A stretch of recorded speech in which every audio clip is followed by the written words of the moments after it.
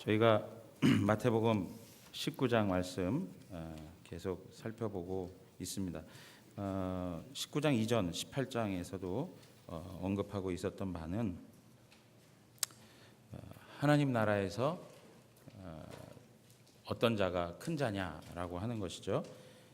하나님 나라에서의 큰 자는 이 땅에서 지극히 어린아이와 같은 그러한 마음을 가지고 낮아진 자, 그래서 다른 이들을 섬기고 또 연약한 자들을 돌보고 또 범죄한 사람까지 용서할 줄 알고, 그리고 사회적으로 약자인 그 당시에 1세기 당시에 여자와 아이까지라도 인격적으로 존중해주고 그들을 품어줄 수 있는 그러한 사람이 천국에서 큰 자라고 이렇게 말씀을 드렸습니다.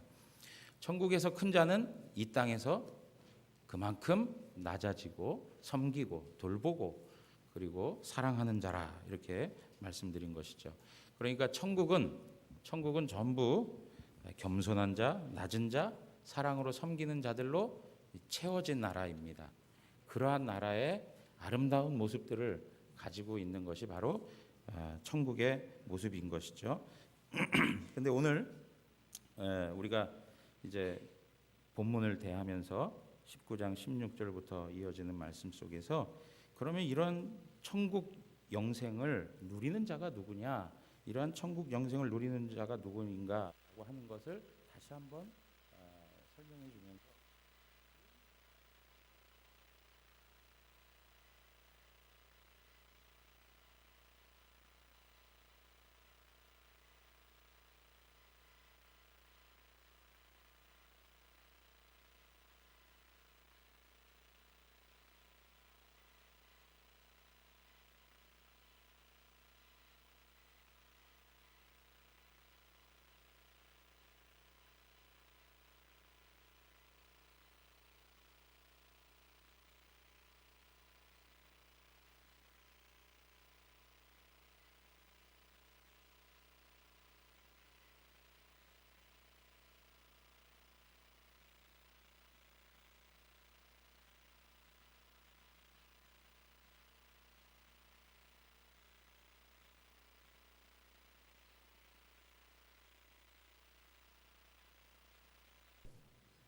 그런데 재물만 많은 게 아니라 누가복음 18장에 가서 보시면 똑같은 본문을 다루면서 그를 관리라 이렇게 얘기하고 있어요. 관리. 그러니까 사회적인 위치도 상당히 있었던 사람인 것이죠. 청년이면서 재물도 많고 또 사회적 지위까지 가지고 있는 사람이에요. 오늘날로 이야기하면 정말 모든 여성들의 그 뭐랄까요, 만나고 싶어하는 그런 대상이라고 얘기할 수 있겠죠. 뭐 요새 뭐 그 단어 한마디 쓰는 단어들이 여러 가지 있겠지만 아무튼 모든 부분에 있어서 참 매력이 있을 만한 그런 사람이라는 것입니다. 그런데 이런 사람이 예수님께 와서 묻습니다. 16절에 가서 보시니까 선생님이여, 내가 무슨 선한 일을 하여야 영생을 얻으리까? 그렇게 얘기합니다. 무슨 선한 일을 해야 영생을 얻을 수 있습니까? 라고 하는 말을 하는 것이죠. 이 청년의 관심은 어떻게 하면 영생을 얻을 수 있는가? 라고 하는 것이었습니다. 그런데 오늘 이 구절에서 그 당시에 유대인들이 가지고 있었던 구원관, 영생관을 확인할 수가 있어요. 그게 무엇이냐면 선한 일을 해야 영생을 얻을 수 있다는 거예요. 어떤 선한 노력과 행위와 결과가 있어야만 내가 영생에 이를 수 있다라고 하는 것을 말해주고 있는 것이에요. 오늘날도 마찬가지죠. 많은 사람들은 내가 착한 일을 해야만 천국에 갈 수 있다라고 하는 생각을 보편적으로 가지고 있습니다. 선한 일을 하고 어떤 사회에 기여하고 그리고 누군가를 도와주고 그리고 나 말고 다른 사람을 위해서 살아냈던 그러한 인생의 과업이 있어야만 나는 천국을 갈 수 있다라고 하는 그런 생각을 갖게 된다는 것입니다. 그러나 과연 정말 인간이 선하다라고 이야기할 수 있을까라고 하는 거예요. 인간이 선할까라고 하는 것이죠. 오늘 17절 말씀에 가서 보시면 우리 다 같이 한번 읽겠습니다. 17절입니다. 예수께서 이르시되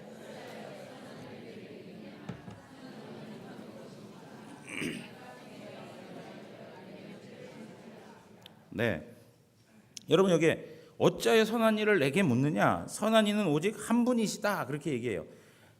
마가복음이라든가 누가복음에 가서 똑같은 본문을 보시면 그분이 하나님이다. 그렇게 얘기해요. 하나님 밖에는 선한 이가 없다라고 이야기합니다. 이 말이 무엇입니까? 첫 번째는 선의 기준은 하나님이라는 거예요. 선의 기준은 하나님이다. 제가 계속 말씀드리고 있는 것 중에 하나가 뭐냐면 우리 기준의 잣대로 우리를 평가하지 말고 절대의 선이신 하나님을 기준으로 삼아 우리를 봐야 된다라고 말씀을 드렸어요.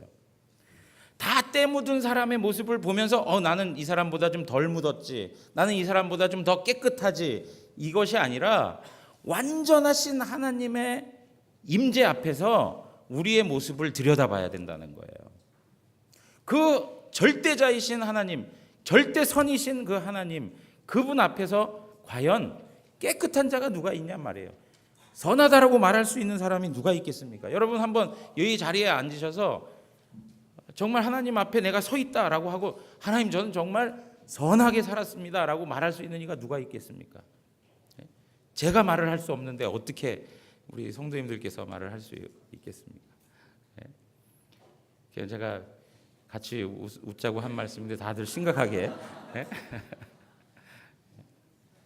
여러분 하나님이 선하다라고 하는 것, 그것은 우리 삶에 있어서 절대 기준이 누구라고요? 하나님이시다라고 하는 거예요. 절대 기준이 하나님이시다. 그리고 또 한 가지가 뭐냐면 하나님이 선하다라고 하는 것은 반대로 인간은 선하지 않다라고 하는 말이에요. 인간은 선하지 않다라고 하는 말이에요. 목사님 매일 왜 인간을 선하지 않다라고 이야기합니까? 여러분 보십시오. 우리 안에 우리가 사실은 그 도토리 키 재는 것처럼 다들 선한 구석이 있는 것 같지만 제가 지금도 말씀드린 것처럼 하나님의 기준에서 놓고 보면 인간은 선하지 않다는 거예요. 가장 중요한 것은 하나님을 모르는 것 자체가 하나님 앞에서 가장 큰 악이고, 거기서부터 출발하여 도덕적이고 윤리적인 삶에 있어서도 그렇고 하나님 그분 앞에 대놓고 서면 우리는 다 하나님 앞에서 할 말이 없는 죄인일 수밖에 없다는 것입니다. 여러분 제가 지난번에도 그런 말씀드렸어요. 여기 전부 다 초등학교 1학년이에요. 초등학교 1학년 중엔 1등에서부터 마지막 꼴등까지 성적을 매기자면 매길 수가 있어요. 그래서 공부를 못하는 친구들이 공부를 진짜 잘하는 1등을 바라보면서 부러워할 수도 있어요. 야, 어떻게 저렇게 공부 잘할까? 어떻게 저렇게 정말 탁월하게 공부를 할 수 있을까? 뭐 아이들 안에서 이렇게 생각할 수 있지 않아요? 쟤는 공부 진짜 잘해 하고 얘기할 수 있어요. 그렇지만 초등학교 1학년의 실력으로 대학에 들어갈 수 있습니까? 대학에 들어갈 수가 없습니다. 대학이라고 하는 그 기준에 만족할 만한 초등학교 1학년생은 없는 것이죠. 그러니까 여러분 이러한 내용과 같이 우리 인간은 우리 안에서는 다 누가 더 낫냐, 누가 더 덜하냐 이런 것들을 우위를 가릴 수 있는 것처럼 보여지지만 하나님의 절대선 앞에서는 모두 다 죄인이라고 하는 것을 늘 명심해야 되는 것입니다. 오늘 예수님께서 이 청년에게 뭐라고 얘기하시냐면 생명에 들어가려면 계명을 지켜라 그렇게 얘기해요. 생명에 들어가려면 영생을 얻으려면 계명을 지켜라 그렇게 얘기해요. 여러분 사실 인간이요 하나님의 계명을 다 지키면 영생에 이를 수 있는 겁니다. 자, 로마서 7장 10절에 가서 보시면 로마서 7장 10절에 생명에 이르게 할 그 계명이 이렇게 표현하고 있어요. 생명에 이르게 할 그 계명. 그 계명 자체는 우리를 생명에 이르게 할 수 있는 거예요. 계명이 문제가 있는 게 아니에요. 근데 무엇이 문제 있느냐? 우리 인간 안에 선을 행할 수 있는 능력이 없다는 데 문제가 있는 거예요. 하나님의 계명이 주어졌는데 그 계명을 지키면 영생할 수 있겠죠. 생명에 나아갈 수 있겠죠. 그런데 그 계명이 오히려 우리를 정죄하는 것이에요. 너 이거 잘못했잖아. 너 이거 지키지 않았잖아. 오히려 우리가 못하는 것을 찌르는 역할을 하고 있는 거예요. 죄를 깨닫게 해주는 역할을 하고 있는 것이죠. 그러니까 사실 계명이 문제가 아니라 누가 문제예요? 나 자신이 문제인 거예요. 그 계명을 감당하지 못하는 나 자신.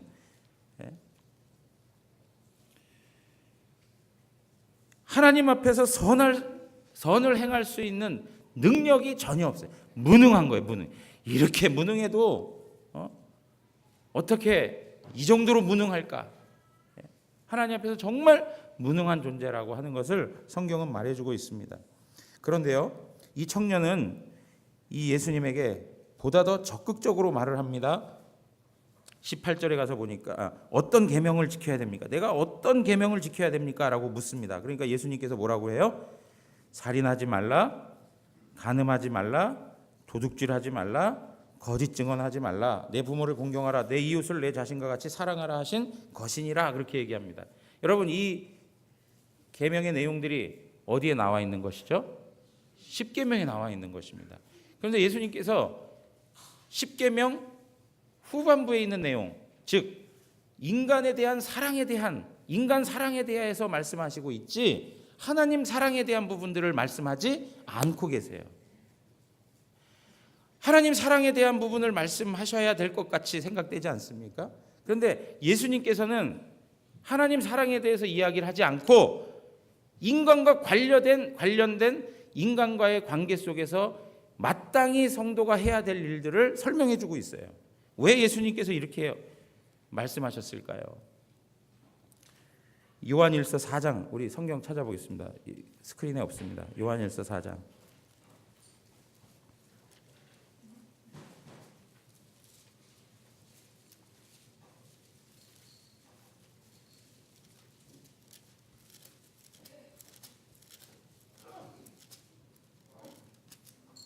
요한일서 4장 20절에서 21절 말씀입니다. 20절에서 21절 다 같이 읽겠습니다. 그 신약성경 392쪽입니다. 다 같이 읽겠습니다.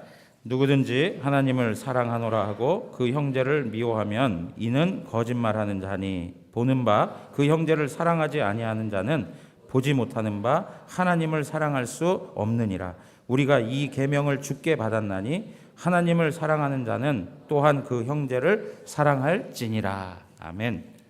여러분, 여기 뭐라고 얘기하고 있습니까? 누구든지 하나님을 사랑합니다 라고 이렇게 얘기하면 그 형제를 미워할 수 없다는 거예요. 그 형제를 만약 미워하면 그건 거짓말하는 거예요. 하나님 나 사랑합니다 라는 말이 거짓말이 돼버리는 거예요. 그러면서 뭐라고 얘기하느냐? 보이는 그 형제를 사랑하지 아니하는 자는 보지 못하는 하나님을 사랑할 수가 없다라고 이야기하고 있어요. 그러니까 여러분 보십시오. 하나님 사랑에 대해서 예수님이 이야기를 언급하지 않은 것은 하나님 사랑에 대한 것들이 보여지지 않는 부분들이 있는 거예요. 그러니까 확실히 보이는 것을 설명하면서 하나님 앞에서 그 계명을 온전히 지킬 것에 대해서 이야기해주고 있어요. 여러분, 이러한 말씀들을 보면서 정말 우리가 우리의 관계적 삶에 있어서 내가 어떠한 마음과 태도를 가지고 사는가가 하나님과 나와의 관계를 설명해주고 있다는 것을 우리는 확인할 줄 알아야 돼요. 그냥 사람은 사람 관계, 하나님하고는 하나님 관계가 아니라 하나님 관계와 사람 관계가 통합되어져야 된다는 것이죠. 하나님 사랑 따로, 인간 사랑 따로가 아니고 하나님 사랑, 인간 사랑이 하나가 돼야 된다는 거예요. 오늘 요한 1서를 통해서 이런 말씀을 하는 것처럼 예수님께서는 그들이 분명하게 판단할 수 있는 둘째 부분에 대한 계명들을 나열하는 거예요. 이 청년으로 하여금 무엇이 부족한지를 깨닫게 해주기 위해서. 여러분, 예수님께서 이렇게 청년에게 계명을 지켜라 하는 거는 너가 계명을 지키면 영생에 이를 수 있다 이 얘기를 해주려고 하는 게 아니라 너가 생각하고 있는 그 영생과는 지금 문제가 있다. 무슨 선한 일을 해가지고 인간이 어떤 행위를 해가지고 어떤 공로를 쌓아가지고 천국에 갈 수 있다, 영생을 얻을 수 있다, 이런 생각은 잘못된 생각이다. 왜? 인간은 그만큼 선하지 않다라고 하는 것을 알려주고 싶어 하시는 거예요. 그런데 여러분 보세요. 이 청년 더 심각해요. 더 심각한데 뭐라고 얘기하냐면 20절 가서 보십시오. 그 청년이 이르되 이 모든 것을 내가 지키었사온데 아직도 무엇이 부족하니까 그래요. 이러한 내용들을 다 내가 지켰습니다라고 이야기하고 있어요. 여러분 한번 보세요. 이 청년처럼 말할 수 있는 사람 있으면 나와 보십시오. 예수님께서 계명을 지켜라, 살인하지 마라, 거짓말하지 말아라, 간음하지 말아라, 뭐하지 말아라, 쭉 내 이웃을 내 자신과 같이 사랑해라 그렇게 했는데 제가 그것을 다 지켰습니다. 이러한 이야기를 할 수 있는 사람이 누가 있을까요? 지금 이 청년의 가장 심각한 문제는 바로 여기에 있는 거예요. 자기 자신이 부족함이 없다라고 생각하고 있다는 거예요. 그러니까 21절에 가서 보시면 예수님께서 이르시되 내가 온전하고자 할진대 가서 내 소유를 팔아 가난한 자들에게 주라. 그리하면 하늘에서 보화가 내게 있으리라. 그리고 와서 나를 따르라 하시니 그렇게 얘기합니다. 여러분 여기에 너가 정말 온전하고자 하느냐? 너가 정말 영생을 얻고자 하느냐? 하늘에서 보화라고 하는 말이 뭐예요? 다른 말로 얘기하면 생명, 영생 이런 말로 표현할 수 있는 거예요. 하늘에서 보화를 얻고 싶어 하느냐? 그러면 가서 내 소유를 팔아 가난한 자들에게 나눠줘라 그렇게 얘기하는 거예요. 그러니까 이 청년이 재물이 많음으로 이 말씀을 듣고 근심하며 돌아갔다 그렇게 얘기하고 있습니다.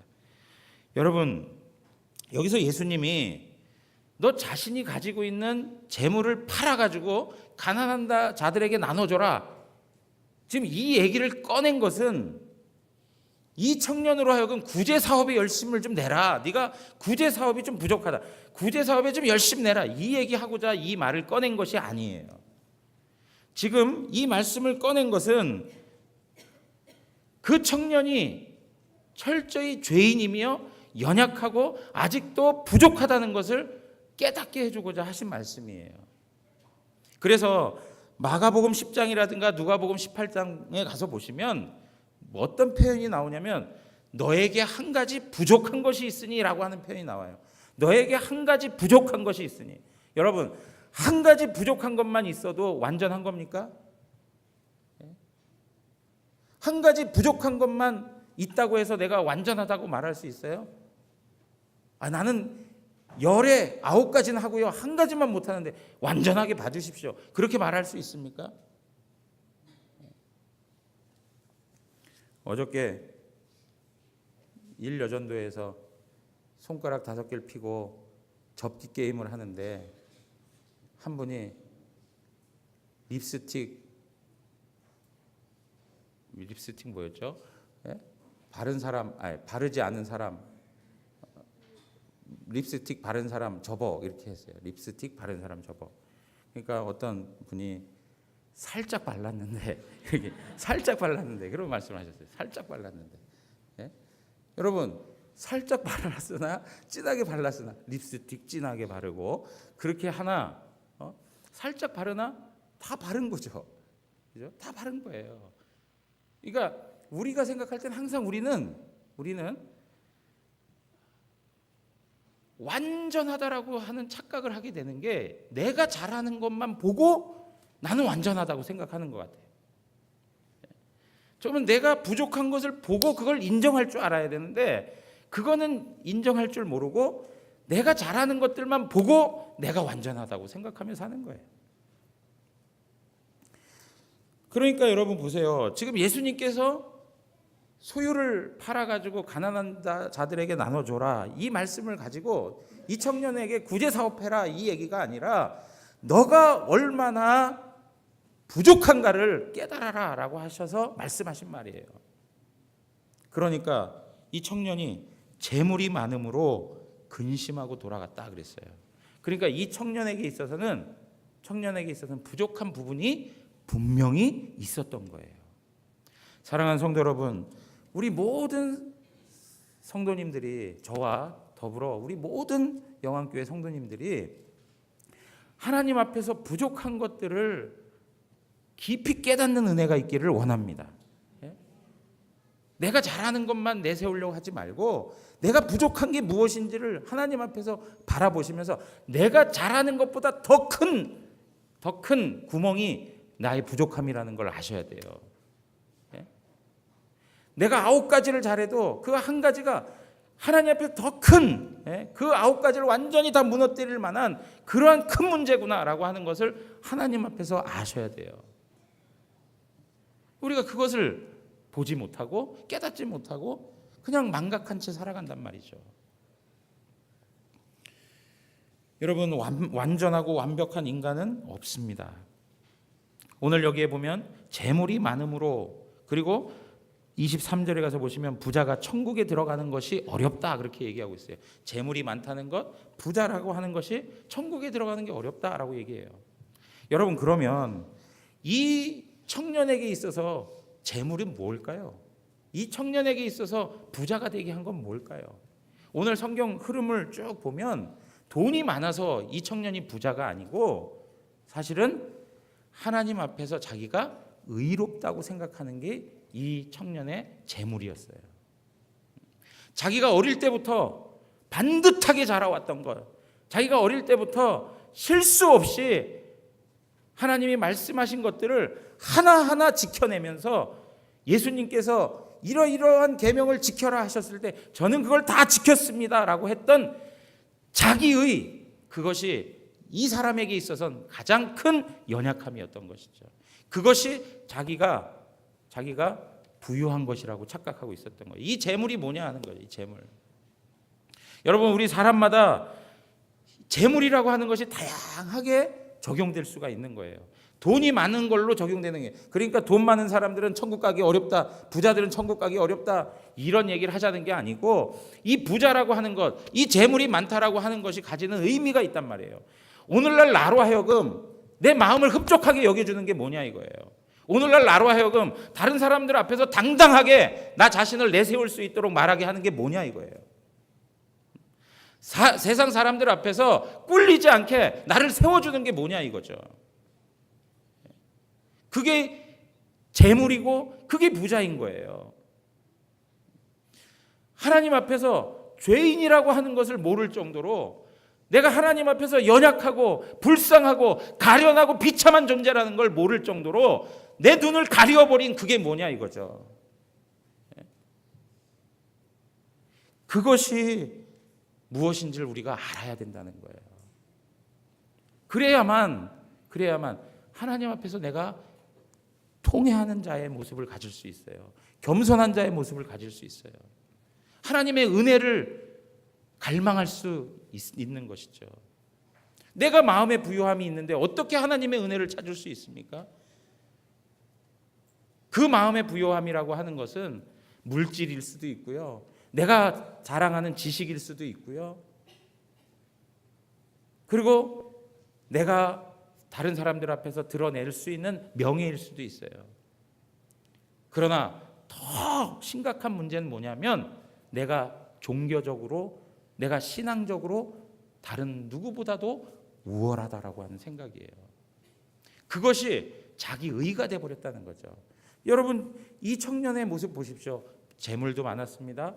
고위 직위에 있었습니다. 그리고 젊은 청년이었습니다. 그리고 어릴 때부터 부모 말씀에 잘 순종하면서 신앙의 내용들을 아름답게 지켜왔던 사람이었습니다. 마가복음에 가서 보시면요, 예수님께서도 이 청년을 향하여 뭐라고 그러냐면 그가 사랑스럽다라고 하는 표현을 하세요. 얼마나 반듯하게 자랐는지. 그런데 그 청년의 가장 큰 약점이 뭐예요? 자기가 지켜왔던 모든 것이 자기의 의가 되어버렸어요. 자기의 의가 되어버렸어요. 자기가 쌓아왔던 모든 공로가 자기의 의가 되어버렸어요. 그걸로 천국 갈 수 없다고 예수님께서는 말씀하시는 거예요. 사랑하는 성도 여러분, 우리가 하나님 앞에서 죄인인 것을 깊이 깨닫는 은혜가 있기를 원합니다. 내가 잘하는 것보다 내가 죄인인 것을 크게 발견하셔야 하나님 앞에서 행복하게 살아갈 수 있어요. 그러면 인간은 이렇게 죄인이라고 하는 것 때문에 절망하고만 있을 것이냐? 그럼 우리는 죄인이기 때문에 영생에 참여할 수 없느냐? 그것이 아니라는 거죠. 우리의 노력과 선행과 우리 의로는 하나님 나라를 얻을 수 없고 영생을 얻을 수 없지만 하나님의 방법으로 가능하다는 것이죠. 인간으로서는 불가능해요. 오늘 26절 다 같이 한번 읽겠습니다. 26절입니다.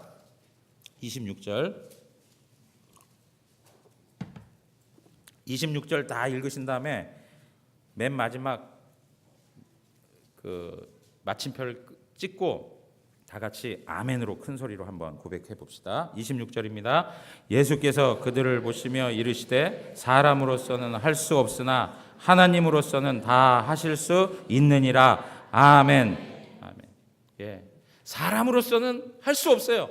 사람으로서는 어떤 능력이 없어요. 영생을 얻어낼 수 있는 실력이 없어요.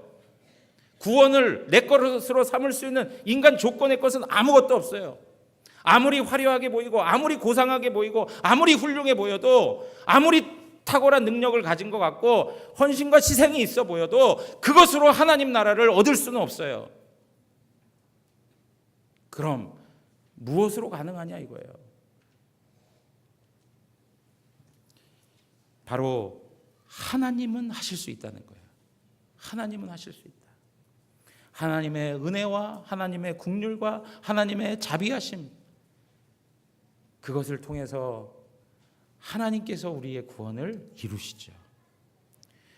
로마서 8장 3절 4절에 가서 보시면 율법이 육신으로 말미암아 연약하여 할 수 없는 그것을 하나님은 하시나니 그래요.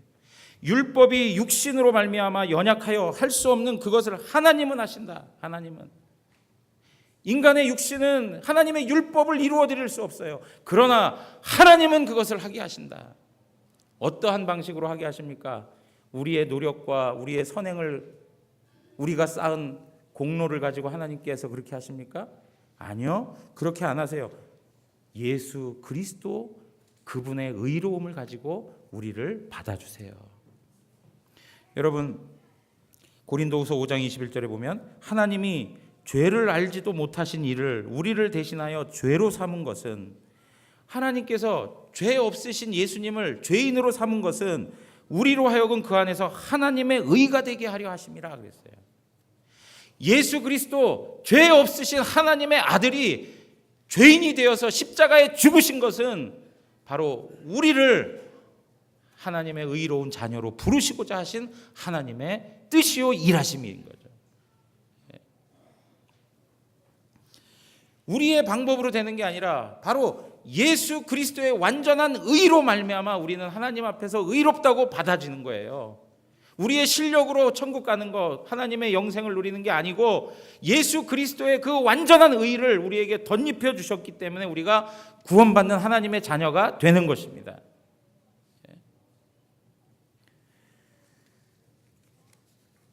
여러분, 예수 그리스도의 완전한 의의 옷, 이 이야기는 뭐냐면 우리 죄인들이 당해야 될 모든 진노와 심판을 예수님이 다 담당하셨다는 이야기고요. 그래서 우리 죄를 대속해 주셨다는 거예요. 우리 죄를 대신 갚아주셨다는 거예요. 뿐만 아니라 하나님의 모든 말씀을 완전히 다 순종하셨다는 거예요. 그래서 하나님이 말씀하시는 율법의 내용을 완전하게 지켜내셨다는 거예요. 그 예수님의 완전한 의가 나의 옷이 되게 하셨다는 거예요. 여러분 믿으십니까? 예? 그래서 하나님께서 우리를 보실 때 우리의 모습 그대로 보지 아니하시고 우리를 보실 때 예수 그리스도의 의의 옷을 통해서 우리를 보고 계시는 거예요. 우리는 사실은 부끄러워요. 사실은 비참해요. 그런데 예수 그리스도의 의의 옷을 입혀주셔서 우리의 부끄러움과 우리의 죄와 우리의 상함과 아픔, 죄로 인한 상처, 그 모든 것들을 다 가리워 주시는 거예요. 여러분 그 빌리 그리함 목사님 아십니까? 예, 들어보셨죠? 빌리 그리함 목사님의 아내가 누구냐면 루스 그리함 사모님이에요. 루스 그리함 사모님인데 제가 미국에 있을 때 그 롤스캐롤라이나에 이제 방문한 적이 있어요. 그 그곳에 이제 빌리 그레함 센터가 있는데 거기 가서 제가 인상적으로 하나 본 게 있어요. 그게 뭐냐니까 루스 그레함 사모님의 비문이었어요. 우리 한번 보여주실래요? 예, 그 왼쪽에 그림 보시면 돌 위에 무슨 자가 쓰여 있습니까? 예, 의라고 하는 단어가 쓰여 있어요. 한자로. 미국 사람이 한자로 의라고 하는 단어를 집어넣었어요. 이분이 어떻게 이렇게 한자를 알았을까? 이런 생각을 했는데 이 아버님 어머님이 이 사모님의 아버님 어머님이 중국 선교사로 오랜 헌신을 하셨어요. 그래서 이 한자를 알고 있는 것이죠. 의라고 하는 자를 새겨 넣었어요. 그리고 나서 그 밑에 뭐라고 써 있냐면 End of construction. Thank you for your patience. 이렇게 표현하고 있어요. 공사가 끝났습니다. 공사 중이었던 공사가 끝났습니다. 그리고 인내해 주시고 참아 주신 것에 대해서 감사합니다. 그러한 글귀가 담겨 있어요. 왜 이런 글귀가 있었나 하고 그 배경적 이야기를 보니까 빌리 그레함 목사님하고 사모님이 이제 그 장소에서 어딘가 이렇게 나가시고 하실 때 출타하고 하실 때 보면 항상 under the construction 해가지고 공사 중이었다는 거예요. 그래가지고 길을 항상 이렇게 돌아다니는데 거기에 그 미국인들은 뭐 우리나라도 마찬가지로 공사 중이라는 표지가 있지 않습니까? 마찬가지로 거기에도 써 있었던 거예요. under the construction. 공사 중입니다. 그러면서 미안합니다. 불편을 드려서 미안합니다. 정말 미안합니다라고 하는 그런 글귀가 있는 거예요. 그러니까 그 내용을 보면서 이제 이 루스 빌리 그레함 사모님이 돌아가실 때 이제 이 문장을 쓴 거예요. 저는 지금까지 계속 공사 중이었습니다. 정말 미안합니다. 그리고 나서 이젠 공사가 마쳤습니다. End of construction. 공사가 마쳤습니다. 지금까지 인내해 주시고 참아 주신 분들 감사합니다. 이런 고백을 한 거예요. 그러면서 그분이 그 공사 중인 인생, 그 부족한 인생, 그 연약한 인생, 완전하지 않은 그 인생을 하나님 앞에서 살아내고 하나님 나라에 갈 수 있었던 게 무엇이냐? 바로 예수 그리스도의 의라는 거예요. 예수 그리스도의 의. 예수 그리스도의 의만이 그를 하나님의 품에 안겨줄 수 있는 것입니다. 사랑하는 성도 여러분, 우리 안에 이러한 고백을 가지고 살아갔으면 좋겠어요. 우리가 정말 부족하다는 것을 깨닫고 늘 다른 사람에게 아이고 미안합니다. 옆에 계신 분들하고 말 좀 해보세요. 미안합니다. 네. 그리고 나서 또 어떻게 해요? 감사합니다. 인내해 주셔서 감사합니다. 여러분 또 한번 이야기해 보세요. 옆에 계신 분 인내해 주셔서 감사합니다. 인내해 주셔서 감사합니다. 여러분 하나님께 늘 소리해야 돼요. 하나님 미안합니다. 제가 잘못했습니다. 이거 잘하는 게 제대로 가는 성도예요. 그리고 다른 사람한테도 아이고 저 때문에 얼마나 많이 힘드십니까? 미안합니다. 이걸 해야 되는 거예요. 하나님 은혜가 무엇인지 아는 자, 하나님의 자녀라고 말할 수 있는 자, 하나님의 사랑이 무엇인지 아는 자, 영생의 가치가 뭔지 아는 사람들은 하나님 앞에서 이걸 달고 살아야 되는 거예요. 미안합니다. 나 같은 사람 때문에 상처를 주게 돼서 미안합니다. 그리고 감사합니다. 그래도 같이 있어 주셔서 감사합니다. 이런 고백들 가지고 하나님 앞에 살아가야 되지 않겠습니까? 여러분 오늘 여기에 보면 정말 우리가 영생의 가치를 알고 살아가는가? 영생의 가치를 알면 우리 마음에 가득 채워 있는 것들을 다 내려놓을 수 있는 거예요. 영생의 가치를 알면 내 자존심도 다 내려놓을 수 있는 거예요. 오늘 이 청년이 근심하고 돌아갔다는 이야기는 자기의 재물이 영생의 가치보다 더 크다고 생각한 것이죠. 자기의 의가 영생의 가치보다 더 크니까 그걸 내려놓을 수가 없었던 거예요. 자기가 가지고 있었던 자기 의는 곧 자기였어요. 자기를 포기할 수가 없는 거예요. 그러니까 영생을 포기해버리는 것이죠. 그런데 보십시오. 영생의 가치를 아는 사람들은 자기가 가지고 있던 모든 걸 팔아서라도 그 영생을 자기의 것으로 삼죠. 그래서 그 하나님을 인하여서 기뻐하고 그 하나님 때문에 만족하고 다른 것 다 잃어버려도 하나님이 나와 함께 하신다는 그 사실 때문에 행복을 얻어가며 사는 거예요. 밭에 감추인 보화, 그것을 발견하고 자기의 모든 걸 팔아서 그것을 사들이지 않아요? 여러분, 영생의 가치를 정말 중요하게 여기는 것, 그것이 우리의 삶에서 끊임없이 시험대 위에 오르고 있어요. 여러분, 그 아브라함을 잘 아시죠? 아브라함 창세기 21장 33절에 가서 보시면 우리 한번 보실까요? 창세기 21장 33절 다 같이 읽겠습니다. 아브라함은 부엘세바에 에셀 나무를 심고, 거기서 에셀 나무를 심고 거기서 영원하신 하나님 여호와의 이름을 불렀다, 그렇게 얘기해요. 여기 영원하신 하나님 여호와의 이름 제가 몇 번 이야기했습니다. 개역 성경, 옛날 개역 한글 성경에는 영생하시는 하나님의 이름을 불렀다, 그렇게 표현하고 있어요. 영생하시는 하나님의 이름을 불렀다. 그러니까 하나님에 대해서 아는데 어떤 하나님을 알고 있는 거예요?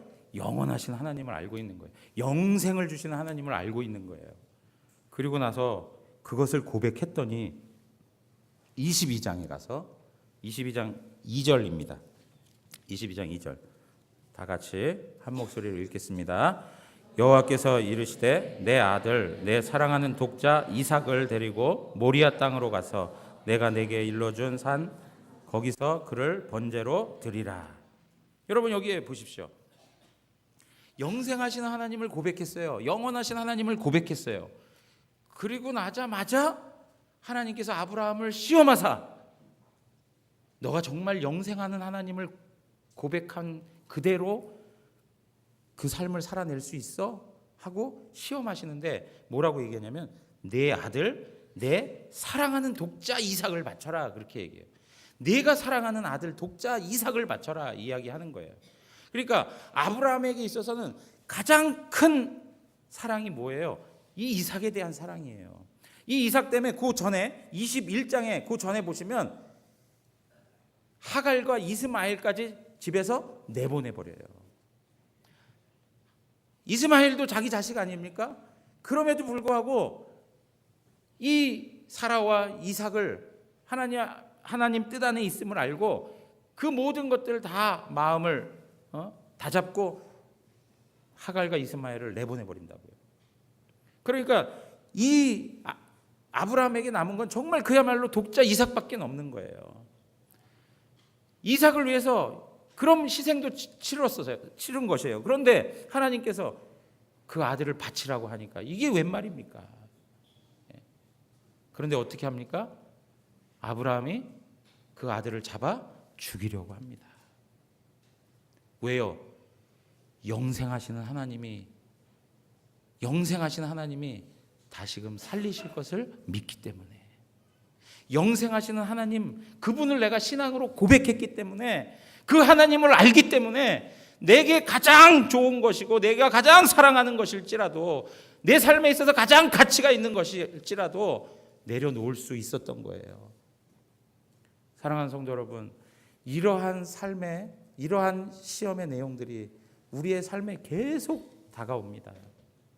그러할 때 정말 영생의 가치를 아는 자라면 내 가지고 있는 자기의 그리고 나를 세웠던 그 모든 것 다 내려놓고 그 하나님을 바라봐야 되는 것이죠.